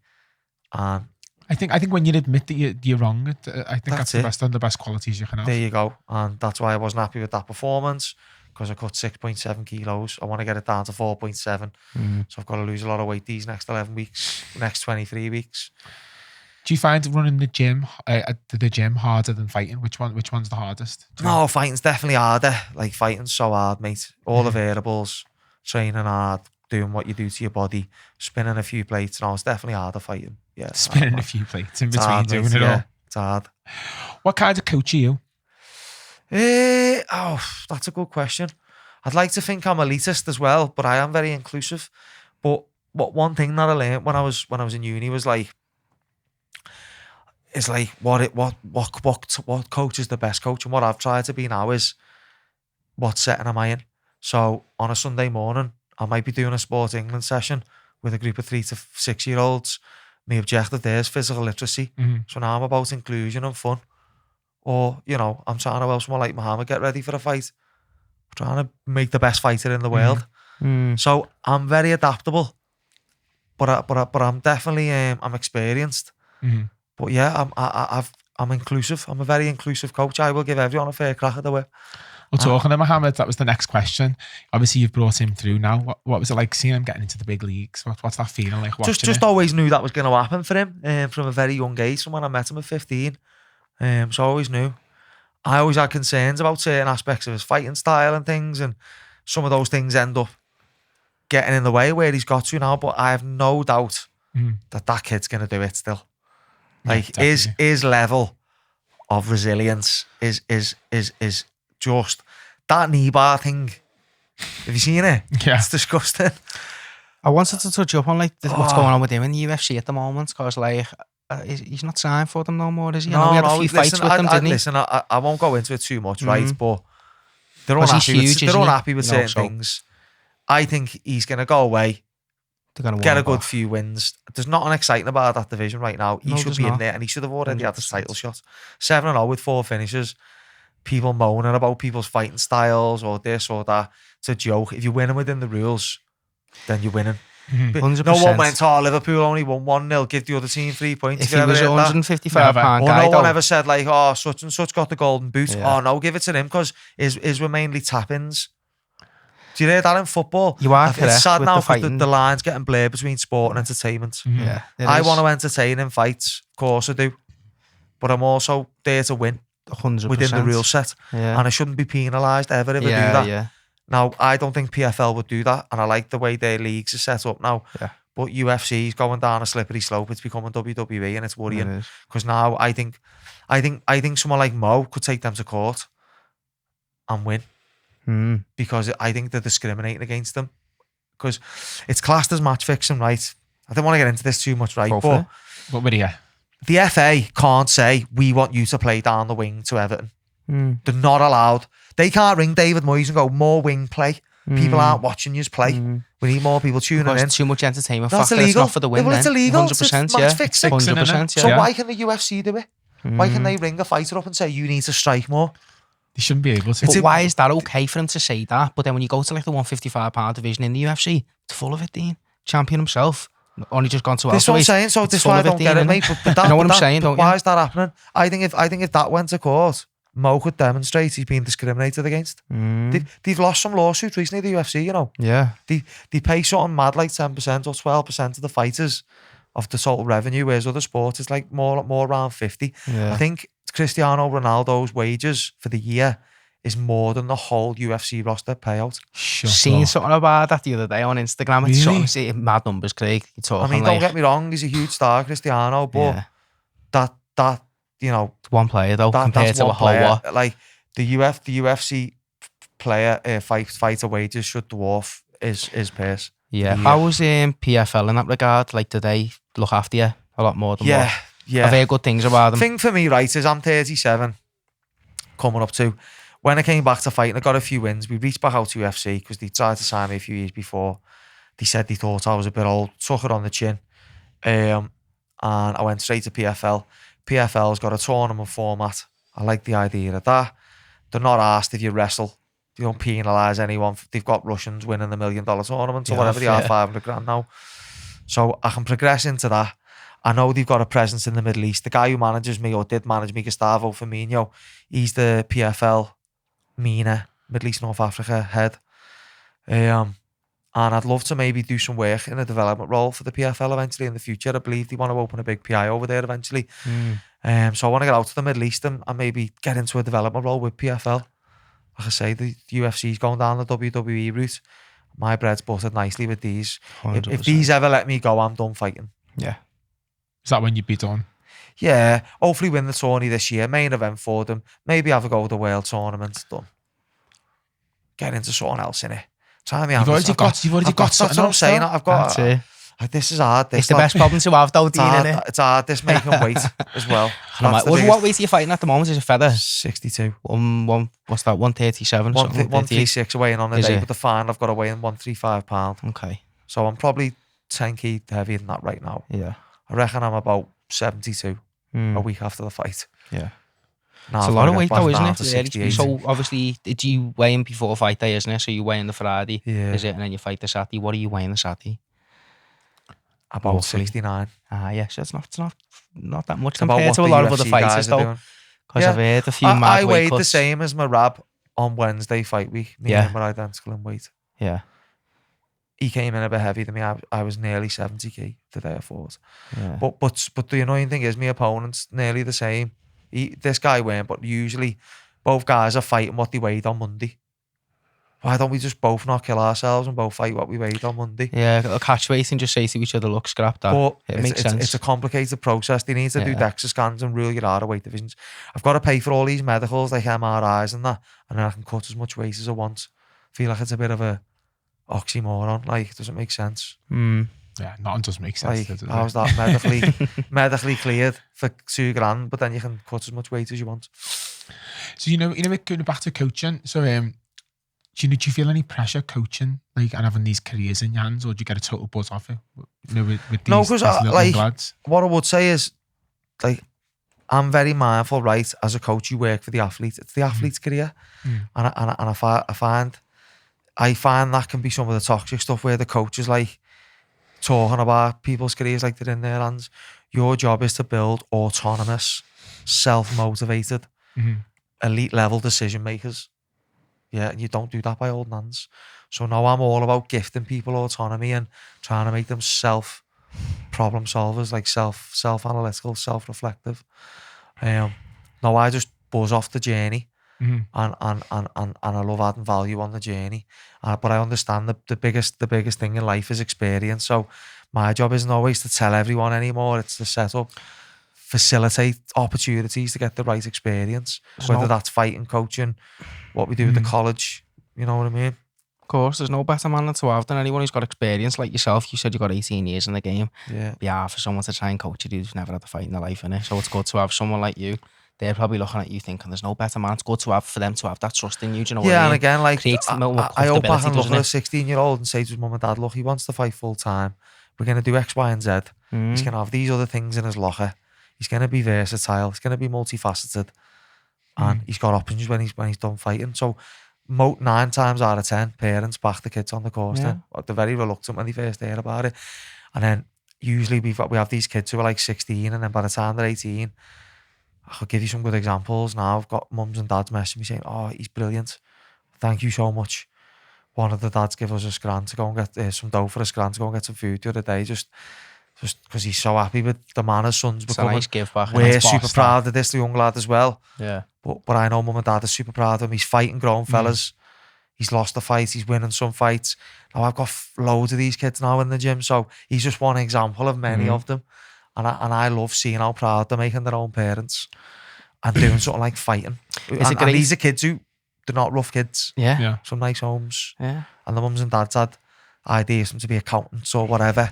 Now they're like, no, I love the idea of what he's got ahead of him. He's going to travel the world. He's going to meet all these people, and he's chasing his own dream. Oh, how powerful is that? You can educate them now, though, as well. It's just great. Anyone get funding to educate them. Anyone wants to be a lab coach, you can just say, come and be this instead. And this is the reason why. Yeah. Fuck the lab coach. There's the slogan for it now, isn't it?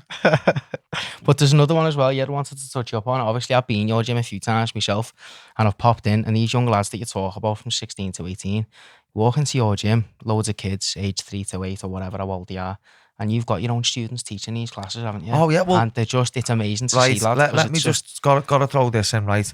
Something called choice theory, right? Now, one of the most powerful things in today's world is mentoring. We see it in business. There's no debate. Mentoring's like very powerful tool, right? What's the most powerful form of mentoring? Peer mentoring. This is with kids, by the way, sorry. When we think about young people, peer mentoring is super powerful. I create an environment where that happens organically. Also, we make it official as well. We have kids in roles, like what you're just saying there. But I remember doing this thing called choice theory, right?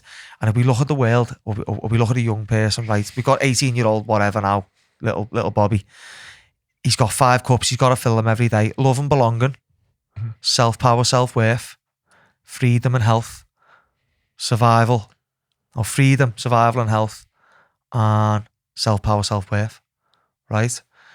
And you fill them in your 4 Ps: places, people, possessions, and pastimes, right? Now, when we look at the gym fills all 5 cups. So that's why I think the spaces, they're powerful. Fun and enjoyment, the lads come in, they get to train, they enjoy it. Self-power, self-worth, well, they get good at stuff and then they become a peer mentor. The easiest way to fill the self-esteem cup for a young person is to have them mentor someone else. How easy is that?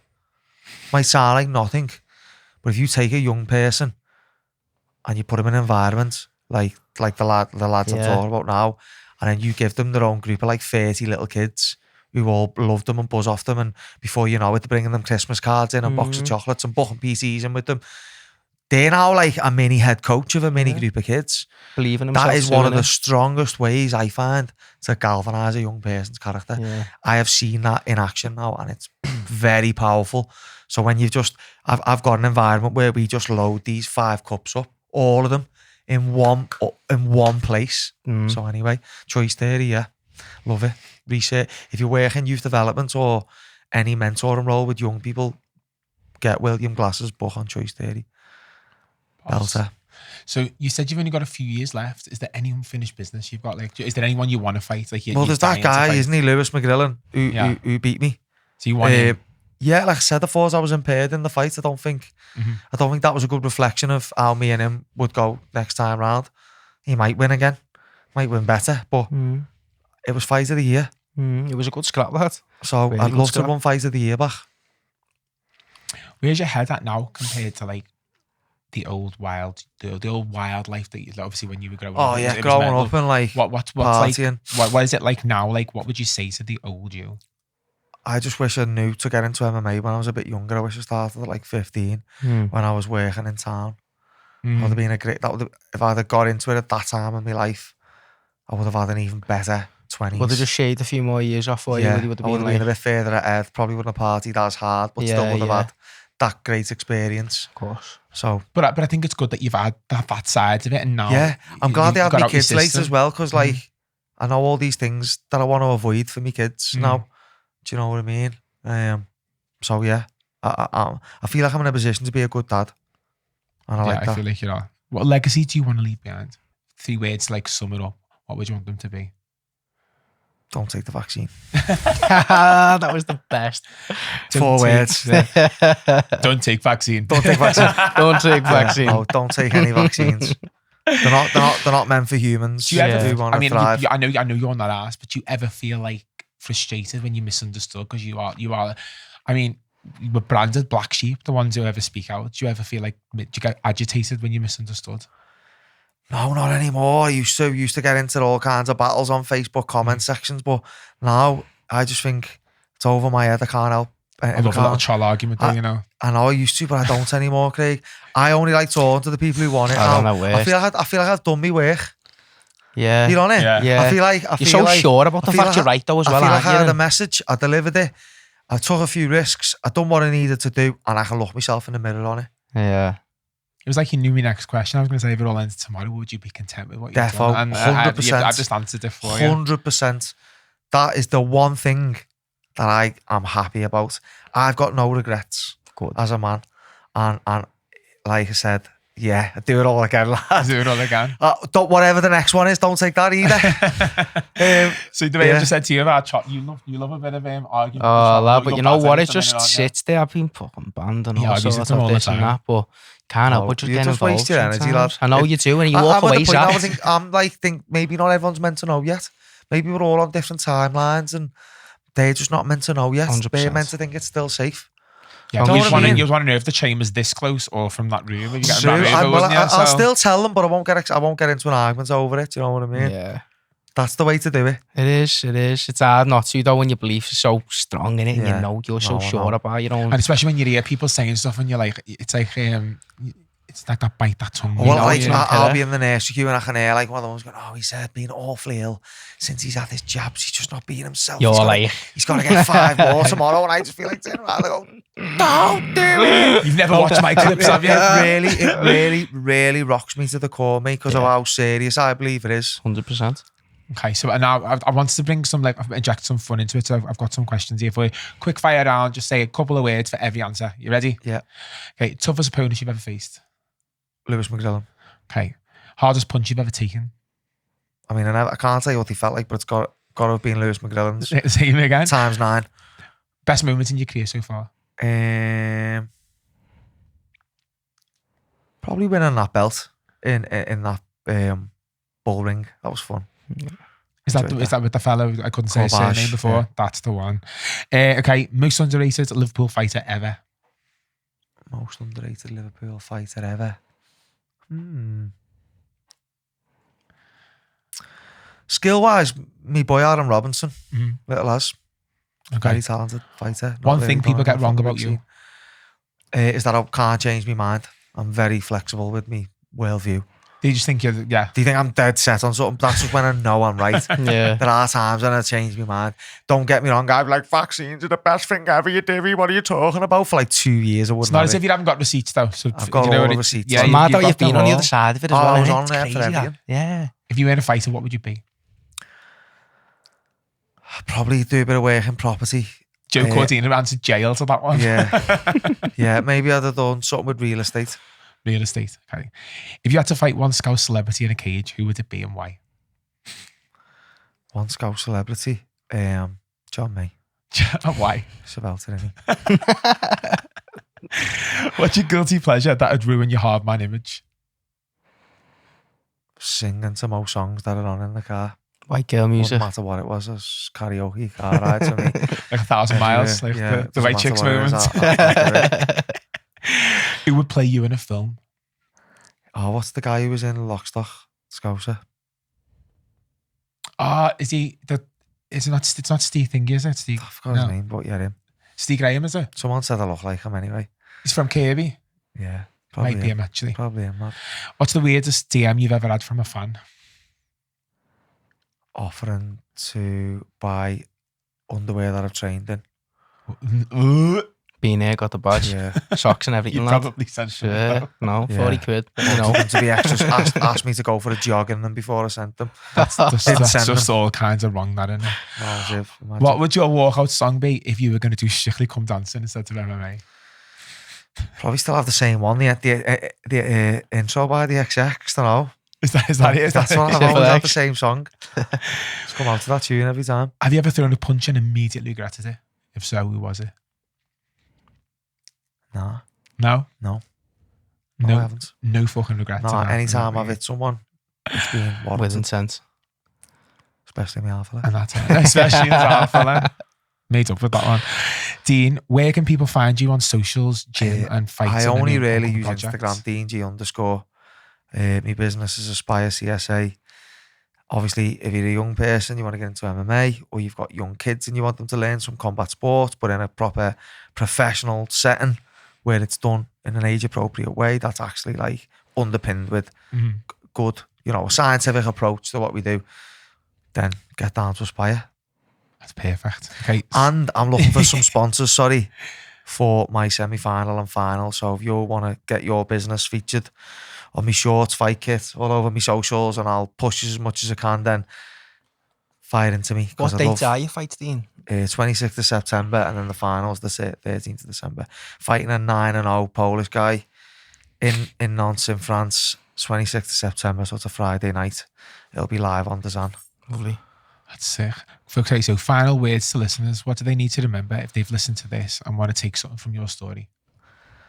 Yeah, I don't know. I just think find something you're passionate about and try and immerse yourself in it. I've had to work loads of jobs around doing this full time. And, if you keep turning up and you're committed, you'll make a career out of your passion.